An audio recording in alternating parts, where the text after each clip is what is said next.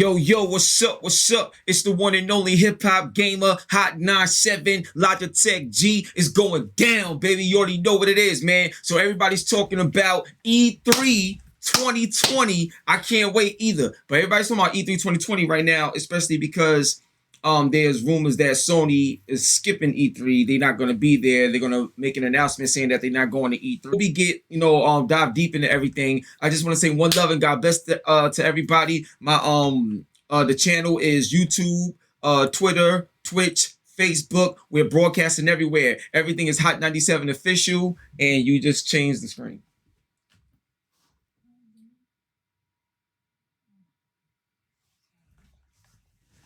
Anyway, YouTube, Twitter, Twitch, Facebook, that's where we at. It's Hot 97 official, Logitech G. You already know what it is. So look, yo, Jay, what's going on? Dragon Blaze, what's going on? Okay, give me a second again. All right, cool.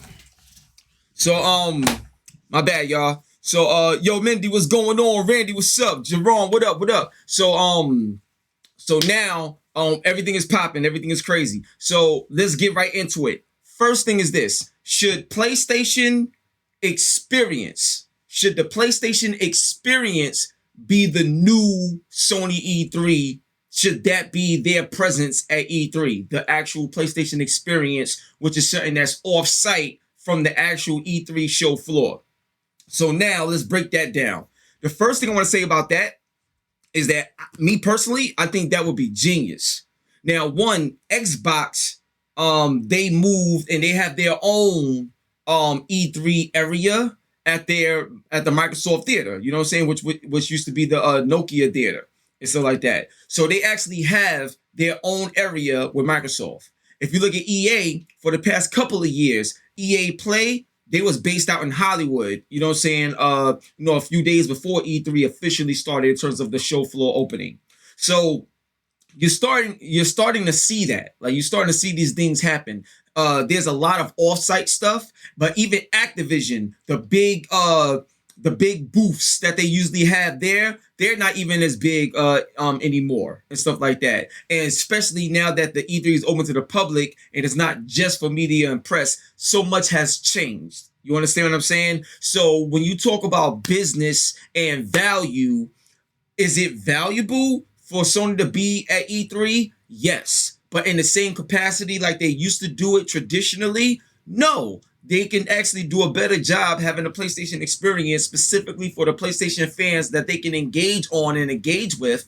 And also, it also shows detail that, let's say you got a lot of Xbox heads going over to the PlayStation Experience to see what it's like or whatever. You actually get a chance to engage even with your competitors, like, you know what I'm saying, fans, and see what they like when they come over to your side and check things out. So I think it's wise for Sony to still be at E3, because E3 is still happening, and you still got Ubisoft's conference. You still have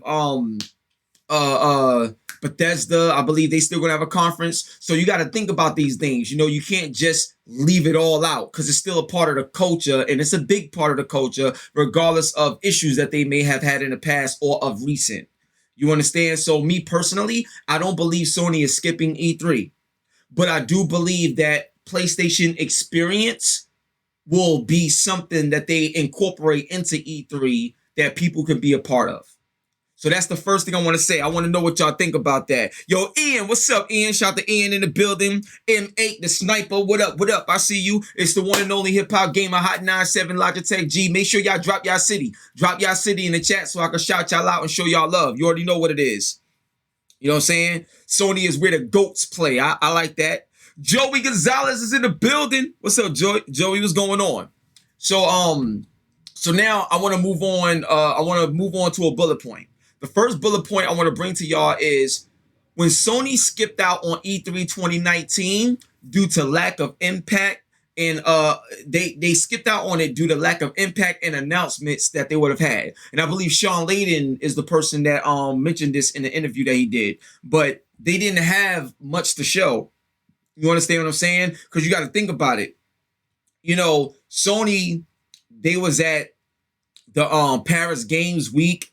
They did a PlayStation experience. They did E3. They did PAX. Like they did everything. So throughout the year, you're not gonna have that much of an impact because you're spreading yourself so thin. You understand what I'm saying? So then that's why in E3 2019, they utilized so much of their resources of information that they wanted to share with the audience that it didn't make sense for them to show up to E3 in that way.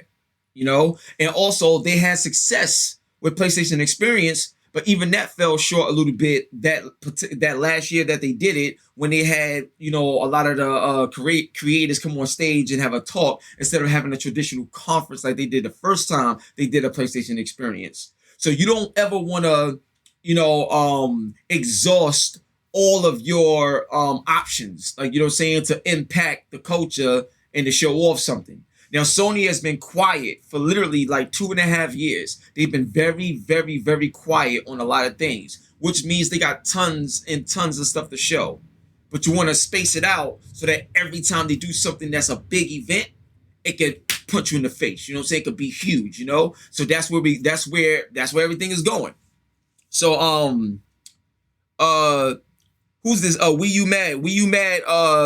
Hey, Wii U, you said my channel failed. Check the views. Well, one, thanks for being here. And in terms of my channel failing, it's working and you're here, so I think it works very well. And why do you think my channel failed? Because if you saying that my channel failed because of views, there's a lot more places that my content exists. And currently I have the biggest story in the industry that got over 5 million people looking at it right now. So I don't think that's a failure, my friend, but God bless you anyway. And check out the other stuff I'm about to say, because I have some interesting things regarding the topic that's at hand. So God bless you. Thanks for coming through. Let's go. So and once again, just to let y'all know, drop your city in the chat so I can shout you out, show you love. It's the one and only Hip Hop Gamer, Hot 97 Logitech G. You already know how it goes down. So now the next bullet point I want to point out to you is PlayStation Experience, right? If you look at the success that the first PlayStation Experience had, it was so huge that it made Sony understand that on their own, they could be more impactful and cost effective at the same time, with these reveals and things of that nature. You understand? So PlayStation Experience, and a combination of having an event that's based around your brand, but you still have it during the E3 2020 time, and E3 2020 is open to the public, so you get even more people to come to your location. And because your location is off-site, they don't have to pay to go, like, if it's optional, but you don't have to pay for an E3 ticket. You know what I'm saying? And I think my girl mentioned this, read it for me, but you wouldn't have to pay for an E3 ticket to go to E3's show floor to experience everything Sony has to offer. You understand what I'm saying? Because I know the PlayStation Experience, you pay for that too, but it's nowhere near the cost that you have to pay for E3. It's a difference. So I really feel that Sony just targeting the people that rock with them and their core culture is what's going to be more effective even during the E3 announcements and festivities. So I think that right there is another reason why I feel the PlayStation Experience is the new E3 for Sony and their brand. You understand what I'm saying? Gregory McBride in the building. I see you, Bull City, North Carolina. What up? What up? Dragon Blaze Gaming, what's going on? Excited for the PlayStation? Oh yeah, you already know what it is. Me too. Smith Pot, you said big up hip hop, been a fan since the N4G days. Oh wow, much love. Birmingham, UK, much love. I appreciate you, dog. Yo, Black, what up? ATL, I see you. All right, let's get it. Who needs an Xbox if you got a PC? Well, that's right. You don't need an Xbox if you got a PC. I got an RTX 2080 Ti on my PC. I don't need an Xbox, but I'm a gamer. I get everything, but I don't need an Xbox. So Columbus, Ohio, I see you. So let's move on to the next PowerPoint. So the next PowerPoint is this. Sony proved that all eyes are on them. Tupac style, you know what I'm saying? All eyes are on them. So skipping E3 again won't hurt them, but it'll be wise to be there. You never want to feel like you're bigger than the culture that you're a part of. They learned that lesson during the PS3 phase. That's why Sony in America, the PS3 in America, got destroyed by Xbox 360. Now, even though Sony won the war globally, in America, Xbox 360 had a foot on their neck. Real talk. And the lessons that they learned from then, they got to continue to learn now. So me personally, I still feel Sony will be at E3 in full effect, but it may be there in a different way, like how we're seeing other companies branch out. But what I mean by all eyes on Sony is, I'm gonna be honest, even when they showed the logo for PS5, that wasn't no big thing. Like, you know, it was just a 5. But the way the internet reacted to just that, and people that don't follow the industry like we do, but they just discovered it and saw it, the excitement was on 1,000, man. It was incredible. So Sony knows the impact that they got. You know what I'm saying? Like, Sony could fart during their press conference and everybody will make an article about, oh wow, Sony just farted. Like, for real, I'm being honest. If Sony came out, if Jim Ryan walks on stage and the mic captures a sound of him farting on stage, that will be an article. That's how in tune everybody is with what Sony got going on right now. You know what I'm saying? Facts. Like, they number one in a big way, period.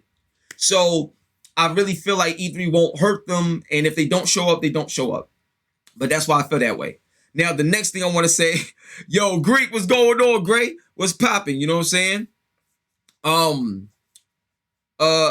Cable guy, what's going on? Big Irv in the building. What's going on, son? So now here's the next thing I want to say. 2020 is the year that will bring it all. Let me explain something to you.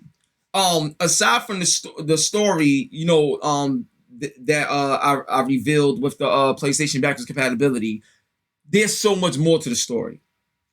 Sony, when Jim Ryan made that statement about there's bigger announcements to come to the PlayStation 5 that nobody knows yet, that's bigger than everything that's been discovered. Now think about this. The SSDs play a major role in the next generation system.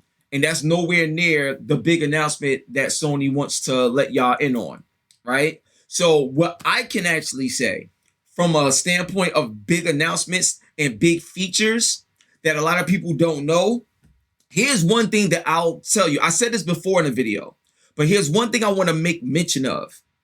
When SharePlay was announced and revealed during the PS4 reveal back in the day in 2013, they spoke about, you know, how you can have somebody take over the controller for you if you're having a hard time, you know, getting through a certain mission in the game. Somebody could take over your controller, and your PlayStation becomes like a remote system for someone else that's on your friends list and everything like that. It's crazy, right? So imagine this. You see how I'm talking to y'all right now live? Let's say I was playing the game and I was streaming, and I wanted one of the people in the audience on the stream to be able to play the game as well. And let's say you're not on my friends list or nothing. You just in the chat, and I can pass off the controller to somebody in the chat simply because you're a part of the stream. That's one thing that's huge. That's a major feature that I'm hearing that's coming to the PlayStation 5, right? I'm hearing that as well. But on top of that, and this is like one of the big deals to me that I think is going to be groundbreaking and stuff like that. But the way they want to do live interaction and the way they want to impact players that are that I don't like to say disabled, but let's say you see how Xbox has the adaptive controller and Logitech created the adaptive kit to allow people to be able to allow people that may not have a hand or maybe missing a leg or, you know, some sort of situation where they're physically challenged, but we still want them to play games. Well, one thing that Xbox got is something called a co-pilot. And with the co-pilot, let's say I got the Xbox adaptive controller. Let's say I got my regular controller and I'm playing with someone and they got the Xbox adaptive controller. I can control the left side of the controller while they control the right-hand side. So we're playing together, sharing one controller. So what that means is on PlayStation as a default, and I do believe this is the reason why they added those buttons in the back, and aside from trying to make it more of an elite controller, but PlayStation 5 is supposed to have a co-pilot feature as well, where you can have the AI, the computer, control some parts of the controller, and the other parts that you can control, you control. So let's say you're missing a right hand, but you got your left hand. So whatever's supposed to happen on the right hand side, the system will do it for you while you're moving and controlling. Or let's say you're missing a left hand and you can't move it like that, but you can push the buttons. Then the left side of the controller will be activated by the system, by the AI in the system. So you can just push the button while you're still able to move and do the directions because the computer is doing that for you. So by a standard, Sony is supposed to be impacting the community of gamers that are also physically challenged.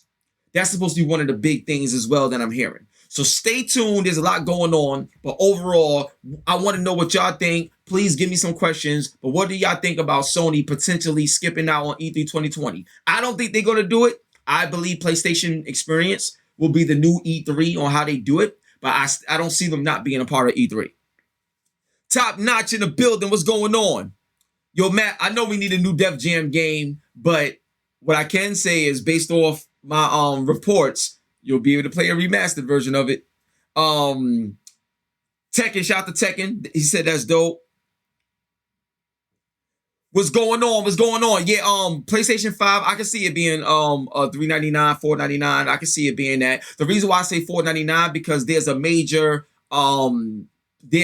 power that was invested in PlayStation 5 and major exclusive customizations that they did to make sure that PlayStation's VR2 runs in an incredible way above what we've experienced with PlayStation 4 and PlayStation 4 Pro. So VR was heavily invested in. That's why I think the price could be $499. So it's crazy right now. So yeah, we definitely need new Bloody Roar. Definitely.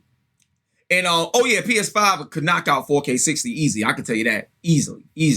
So, but yeah, I don't have the specs of PS5. They wasn't officially released. All we know is that it's a Navi Gen 2 CPU, 8 cores, I believe. And no, I think 16 core if I'm not mistaken. I could be wrong, but GDDR6. RAM, it's gonna be a monster because they see that they made the CPU a lot better this time. That's why you're gonna see a big next generation leap. They didn't just make the graphics card better; they made the CPU way better. So, it's gonna be crazy, baby. Get hyped, son. I'm telling you. Word up. What's going on, y'all?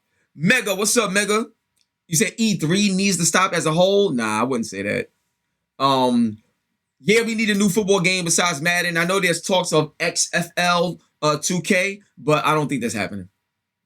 2K, like personally, in conversations that I had with them, they said if they can't have the NFL license to do it, they ain't doing it at all.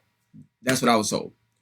All right. So look, y'all, I really appreciate y'all. I hope y'all enjoyed today's show and today's topic. But like I said, to recap everything, I do believe Sony will be at E3 2020. I don't think they're skipping it. That's one. Two, they will have, I guess, a PlayStation experience within E3 2020, so they can have their own area. I believe that will take place. And what I do believe is that PlayStation, there's so many other areas in LA where they can like house something like that. So it's very believable to see that they'll do that. One thing I will say that I found out today,